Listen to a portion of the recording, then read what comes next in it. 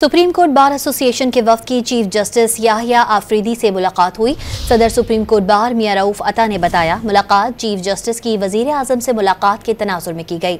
Chief justice कल opposition के वफ्द से भी मुलाकात करेंगे। मजीद जानते हैं डॉन न्यूज के नुमाइंदे उमर बर्नी से। जी उमर बर्नी, मुलाकात के हवाले बताइएगा।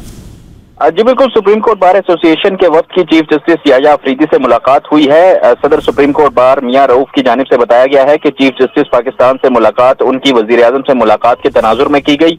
चीफ जस्टिस ने बताया कि वो कल अपोजिशन के साथ रुकनी वक्त से भी चीफ जस्टिस हाउस में मिलेंगे। चीफ जस्टिस इंसाफ की फराहमी को बेहतर बनाने के लिए कौमी अदालती पॉलिसी साज कमेटी के हवाले से तमाम स्टेक होल्डर से मुलाकात कर रहे हैं। सुप्रीम कोर्ट बार एसोसिएशन ने इस्तेहाद के अमल में चीफ जस्टिस को मुकम्मल हिमायत की यकीन दहानी करवाई है।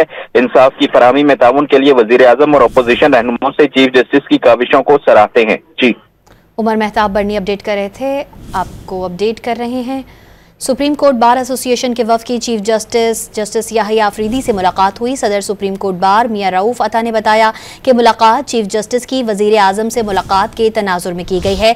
चीफ जस्टिस कल अपोजिशन के वफ्द से भी मुलाकात करेंगे। अहम खबर आप तक पहुंचा रहे हैं। सुप्रीम कोर्ट बार एसोसिएशन के वफ्द की चीफ जस्टिस याहिया आफरीदी से मुलाकात हुई है। सदर सुप्रीम कोर्ट बार मियां रऊफ अता ने बताया कि मुलाकात में चीफ जस्टिस की वजीर आजम से मुलाकात के तनाजुर में की गई है।